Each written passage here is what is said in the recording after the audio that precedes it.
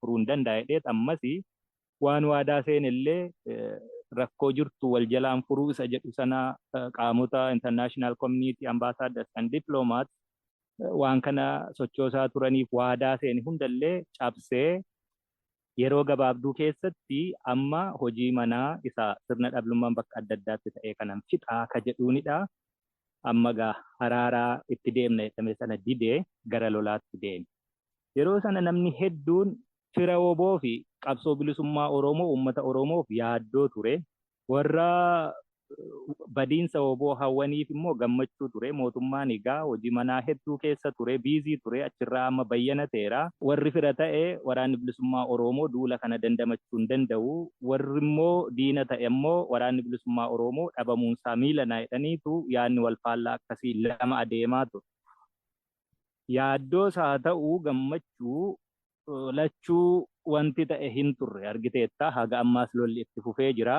Mootummaan abbaa irree waan hundumaa irreen fixuu barbaadu kuni duula guddaa, bobbaa guddaa, humna guddaa as dachaasee inni sun homaa waan jijjiire hin qabu. Waraanni bilisummaa Oromoo kan durii caalaa gabbataa meeshaatiinis, humna namaatiinis, rakkoo furuutiinis gabbataadha dhufe. Egaa warri nu gidduu deddeemaa ture. Rakkoon kun lakki akkasittiin dhumatu karaa nagaa fixuu qabdu lolli itti fufuu hin qabu. Akkuma garaa bal'inaan itti deemamee egaa dippiloomaat waan ta'aniif akkasuma jedhu gara bal'inaan mootummaan akkuma deemee kaabarraa rakkoo fixe asittis garaa bal'achuu qaba maal ittiin jedhanii kadhataa turan jechuudha. Nuti homaa duulli sunis waan nu godhe hin qabu.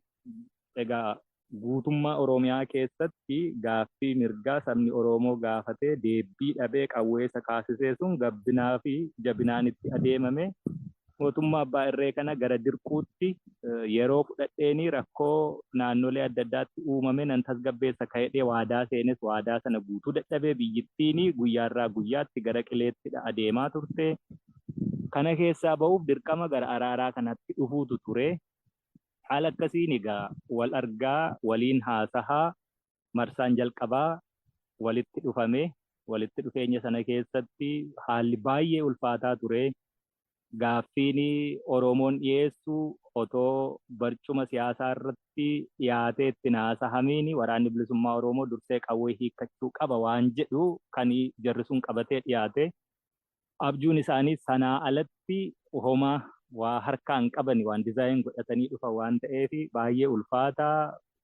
Xiqqoo rakkooma furuu qofa osoo hin taane hafuurumti nama walitti fiduuyyuu ulfaataa ture. Tiimiin keenyas dhaqee waan walaasaame haasahamee ammoo haa taatu erga walitti dhufnee carraa kanaa deebisnee bishaan hin nyaachisnu. Yoo walii galamuu dadhabameyyuu walitti dhufuunu walii galteedha. Oromoo waa hedduu nurraa eegaa jedhamee hafuuruma gaariin ibsu wal fakkaatullee bahee walitti haa deebinu jedhamee akkasiin bahame. Walitti deebi'amuu sana keessatti duulli ololli waan hedduun ture. Sana hunduma waraanni bilisummaa Oromoo dandamatee marsaan lammaffaa gahee jechuudha.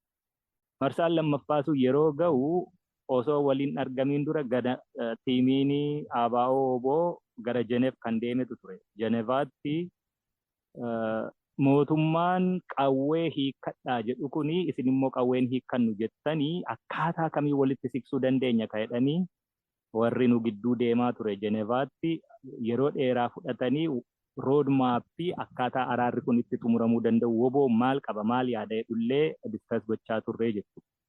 Tiimiin achi ture warra nu gidduu jiruu fi mootummoota fedhii adda addaa gaanfa Afrikaa irraa qaban fa'aa waliin wal haasahamee wal amansiifameetu gara araaraa sanatti deeman. Osoo nuti hin deemiin dura gaafa 16 kaasee hanga gaafa 7 nuti deemnetti almost ji'a tokkotti waan dhiyaatuu fi haasahaatu ture jechuudha Daaree Salaamitti. Haasahaa sana irratti kan dura mataa jabaate mootummaan abbaa irree DDR jechuun disarm, demobilize and reintegrate gochuu sana bira darbee yookaan immoo qawweerraa hiikuu hawaasa keessatti deebisanii gadhaabuuf facaasuu jedhamu sana jechuudha. Sana bira dabarree irra hayyee ka jedhutti tiimiin ABO'n ergatee mootummaa waliin kanarratti walii gale. Mootummaan erga sanarratti walii galamee waraanni bilisummaa Oromoo qawwee osoo hin hiikkatiin akkaataa kamiin immoo biyyittii keessatti qaama mootummaa ta'uu fi gaaffii Oromoo deebisuu danda'a inni jedhamu jennaan warra waraanaatu beeka. Isa kana warri waraanaa wal argee waan kana akkaataatti osoo qawween hin hiikkatamiin rakkoon furamuu danda'u irratti haa mari'atanidha jedhame. Tiimiin nuti erganne injifannoo sadarkaa sanaan gahee xumura irratti waan xixiqqoo hafe jedhamu sana xumuruu fi akka nuti achitti dhiyaan